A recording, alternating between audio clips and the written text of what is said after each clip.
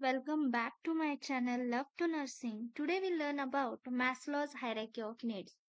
It's important for BSc nursing also and GNM also. Then let's start Maslow's hierarchy of needs. Maslow's hierarchy of needs is a psychological theory that describes the stages of human needs arranged in a pyramid with basic needs at the bottom and the most advanced needs at the top. Okay, तर मॅस्लोज हायरॅर्की of needs म्हणजेच काय, ही एक psychological theory आहे जी describe करते human needs. ती काय सांगते तुम्हाला की माणसाच्या गरजा काय आहेत हे ते स्टेजमध्ये तुम्हाला दाखवून देते. आणि ती स्टेज जे आहेत त्या स्टेजेस ज्या आहेत त्या अरेंज केल्यात पिरॅमिडमध्ये.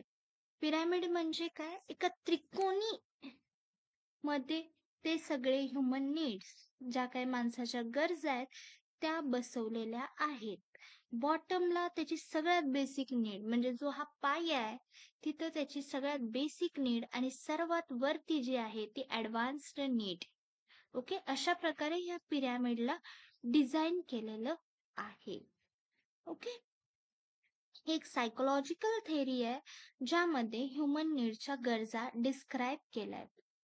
ओके, आणि एक पिरॅमिड मध्ये अरेंज केलेलं आहे विथ बेसिक नीड्स. त्याच्या बेसिक नीड्स कुठे असणार आहेत, बॉटमला, आणि ऍडव्हान्स्ड नीड्स असणार आहेत टॉपला. Clear? Okay, next. First one is a physiological need.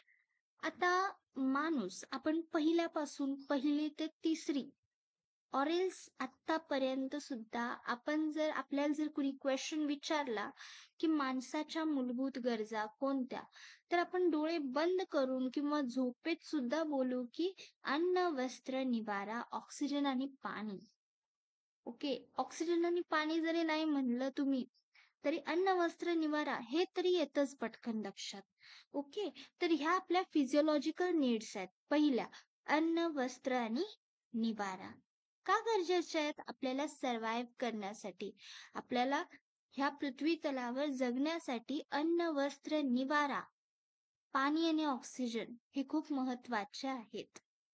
Okay, तर ही एक आपली बेसिक नीड आहे की काही जरी नसलं तरी ह्या गोष्टी तरी आपल्याकडे पाहिजेतच.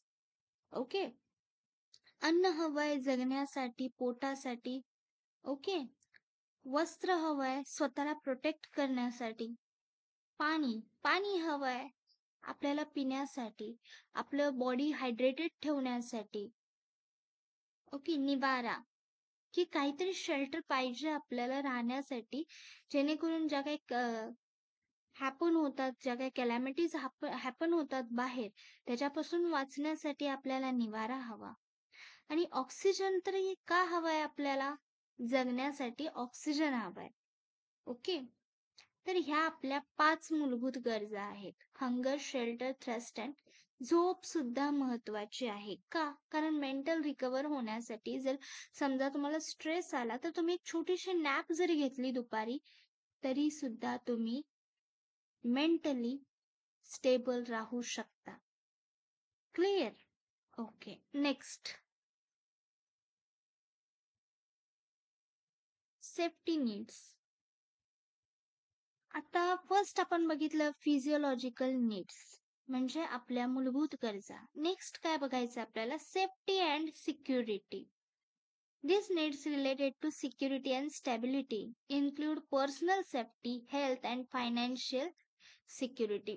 कसं आहे, माणसाला अन्न मिळालं, वस्त्र मिळालं, निवारा मिळाला, ऑक्सिजन मिळालं, पाणी मिळालं, पण आता गरजेचं काय वाटतंय की मी सेफ असावे, मला कोणीतरी सेफ ठेवावं. ओके, तर त्याच्यासाठी आपली दुसरी स्टेज आहे पिरॅमिड मधली की सेफ्टी नीड्स. त्यामध्ये येतं तुमचं फिजिकल सेफ्टी, म्हणजे फिलिंग सेफ. सेफ फिलिंग वाटायला पाहिजे कुणापासून, from harm, violence and threat. ह्या सर्वांपासून आपल्याला स्वतःला असं वाटलं पाहिजे की मी सेफ आहे. ओके, त्यासाठी सेफ्टी नीड्स सुद्धा गरजेच्या आहेत. फायनान्शियल सिक्युरिटी, स्टेबल इन्कम पाहिजे. आणि स्टेबल इन्कम असल्यामुळे काय होते, जे काही रिसोर्सेस आहेत, जे काही स्रोत आहेत आपले, त्याला आपण सहजरित्या मिळवू शकतो जर इन्कम स्टेबल असेल तर. जर हातावरचं पोट असेल, फॉर एक्झाम्पल आज ड्युटी केली तरच संध्याकाळी जेवायला पैसे, असं जर असेल तर ते इनस्टेबल अनस्टेबल इन्कम असेल. ओके. त्यामुळे तिथं स्टॅबिलिटी वाटत नाही आणि मग तिथं आपल्याला सिक्युरिटी असं फील वाटत नाही, सेफ असं वाटत नाही. Then health security. Assist to health care and preventive measure and maintain good health. म्हणजे काय? की हेल्थ म्हणजे स्वतःची तब्येत सांभाळायची. ओके. किंवा गुड हेल्थ भेटण्यासाठी आपल्याला डॉक्टरांची गरज असते. समजा आजारी पडला तुम्ही, तर तुम्ही डॉक्टरांकडे जाता. पण डॉक्टरांकडे असंच जाऊन येतो का आपण फ्रीमध्ये? नो. आपल्याला तिथं पैसे द्यावे लागतात. केस पेपर काढावा लागतोय. डॉक्टरचे फीस पे करावे लागतात. पण जर तुमच्याकडे स्टेबल इन्कमच नाहीये, तर तुम्ही हेल्थ सिक्युरिटी सुद्धा तुम्हाला भेटू शकत नाही. तिथं सुद्धा तुम्ही इन्सिक्युअर फील करा. That is the safety needs. Okay. तर ही सेकंड स्टेज झाली पिरॅमिडमधली. क्लिअर? ओके.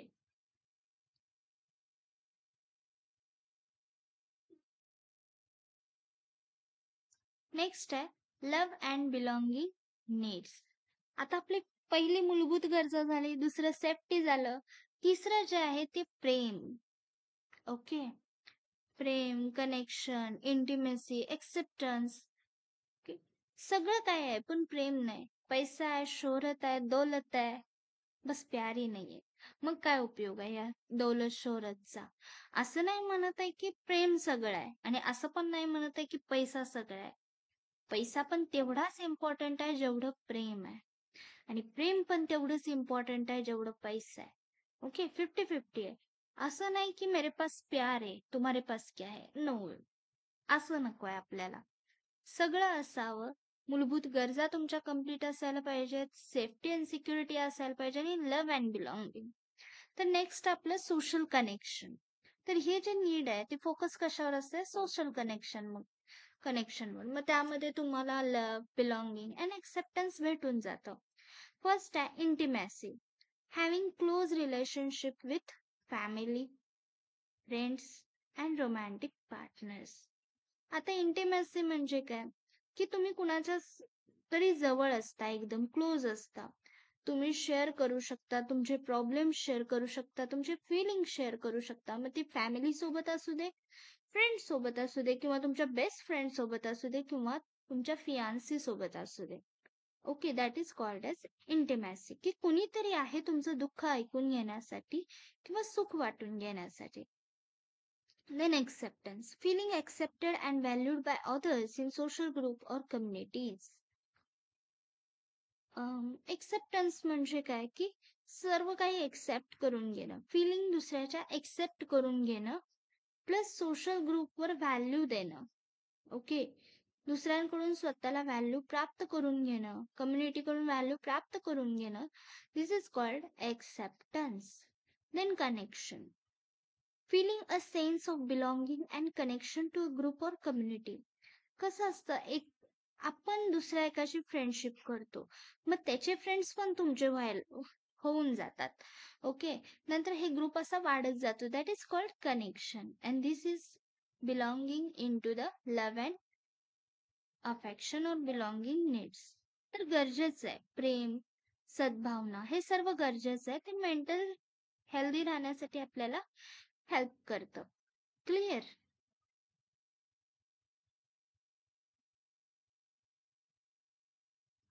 नेक्स्ट आहे इस्टीम नीड्स. इस्टीम नीड्स म्हणजे काय? स्वतःवरचा आत्मसन्मान, सेल्फ इस्टीम. आत्मसन्मान हे खूप इम्पॉर्टंट आहे. त्यानं काय होतंय? आपल्याला सेल्फ कॉन्फिडन्स डेव्हलप होतोय. बघा त्या इमेजमध्ये हा जो बॉय आहे त्याच्या चेहऱ्यावरचा आनंद हा कशाने येतो? जेव्हा स्वतःला स्वतःचा अभिमान वाटतो, तेव्हा हा चेहरा एकदम असा फुलतो. ओके. तर self esteem is very important. Feeling good about on self, having a positive self image. असं स्वतःबद्दल छान वाटायला लागतं, पॉझिटिव्ह कॉन्फिडन्स येतो.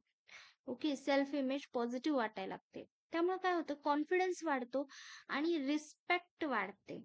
सोशल स्टेटसमध्ये काय होतं? रिस्पेक्ट वाढते आपली. This is belongs in to the esteem needs. Clear? तर सेल्फ इस्टीम, आत्मसन्मान, कॉन्फिडन्स आणि रिस्पेक्ट ह्या 3 गोष्टी खूप इम्पॉर्टंट आहेत इस्टीम नीड्समध्ये. लास्ट अँड फायनल नीड जे ॲडव्हान्स नीड ओके. त्याला म्हणायचं सेल्फ ॲक्च्युलायझेशन नीड्स. म्हणजे ज्या काही बेसिक गरजा आहेत तुमच्या. पहिलं काय झालं तुमचं फिजिओलॉजिकल नीड्स. नंतर झालं सेफ्टी अँड सिक्युरिटी. नंतर लव्ह अँड बिलॉंगिंग. नंतर सेल्फ इस्टीम आणि आता last and advanced self actualization needs. म्हणजे काय? की सगळ्या लेवल पार करून तुम्ही टॉपवर पोहोचलेला आहे. बघा, हा जो बॉय इथं उभारलेला आहे, तो एकदम टॉपवर आहे. ओके. त्याला काय कुणी हेलिकॉप्टरनं सोडलं असेल का तिथं? नो.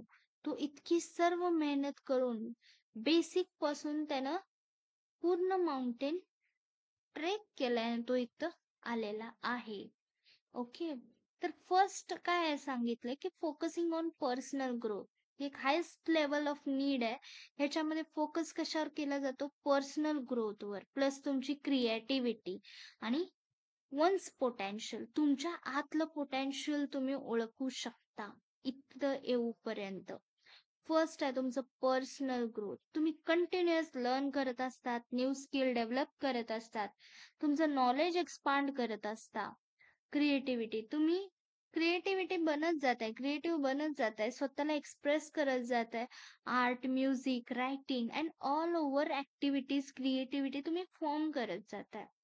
पर्पज, तुम्ही प्रत्येक गोष्टीमध्ये पर्पज शोधत असताय, हेतू शोधत असताय की मी हे करेन तर त्याचा फायदा मला काय होईल. ओके. ह्याच्यापेक्षा मोठं काहीतरी करता काय येईल का, ह्याचा विचार तुम्ही सारखं करू शकता, करू लागता. आणि फुलफिलमेंट, आणि एकदा का ते मिळालं तुम्हाला भेटलं तर त्याचं सॅटिस्फॅक्शन चा एक्सपिरियन्स तुम्ही घेता. आणि एकदा का तो एक्सपिरियन्स मिळाला तर तुम्हाला असं वाटायला लागतं सारखं सारखं की मी हे गोल करेन, मी हे अचीव्ह करेनच, मी हे अकम्प्लिश करेनच. Okay. That is called the fulfilment. आणि ही एक लास्ट स्टेज आहे आपली, आपल्या गरजेची. त्या टॉपला जर तुम्ही गेला तर तिथून तुम्हाला सगळं भेटतं, सगळं भेटलेलं असतं म्हणून तुम्ही तिथं असता. This is called self actualization need. Okay. Clear? आता अप्लाइंग मॅस्लोज थेरी. आता कुठं कुठं आपण मॅस्लोज थेरी अप्लाय करू शकतो? तुमच्या बिझनेसमध्ये, एज्युकेशनमध्ये, पर्सनल डेव्हलपमेंटमध्ये. बिझनेसमध्ये का? कारण ते सपोर्टिव्ह वर्क एन्व्हायरमेंट आपण क्रिएट करतोय, एम्प्लॉयच्या नीड्सना आपण मीट होतोय. एज्युकेशनमध्ये लर्निंग एन्व्हायरमेंट आपण प्रोड्यूस करतोय. त्यामुळे काय होतं, स्टुडंटला एनकरेज केल्यासारखं होतं की त्यांची ग्रोथ व्हावी, सेल्फ डिस्कव्हरी व्हावी. पर्सनल डेव्हलपमेंटमध्ये स्वतःचे गोल आपण सेट करतोय आणि त्या पर्सनल गोलकडे वळायला लागतो. आता लिमिटेशन आणि क्रिटिसाइझम काय की कल्चरल बायस. त्याच्यामध्ये तुम्ही ही थेरी कशावर बेस असते? वेस्टर्न कल्चरल व्हॅल्यूजवर. And may not be universally applicable. ही डिपेंड आहे वेस्टर्न कल्चर व्हॅल्यूजवरती, पण सगळीकडेच हे अप्लाय करतील असं नाहीये. नंतर आहे lack of empirical evidence. Limited empirical support असल्यामुळं काय होतं, लोक कचरतात की हे मी करू का नको, हे कसं वाटेल, लोक काय म्हणतील, अशा टाईपमध्ये. Over simplification. The theory simplifies complex human motivates and does not account for individual differences. He theory कशावर मांडली आलेली? बेसिक सगळ्या ह्युमन्सवर मोटिवेशनल थेरी मांडण्यात आलेली आहे. असं नाही की इंडिव्हिज्युअल स्टडी केला. डिटर्मिनिस्टिक. ही थेरी सजेस्ट केल्या त्या पीपल्सना जे ड्रायव्हन बाय आहेत basic need, ignoring free will and choice. Okay.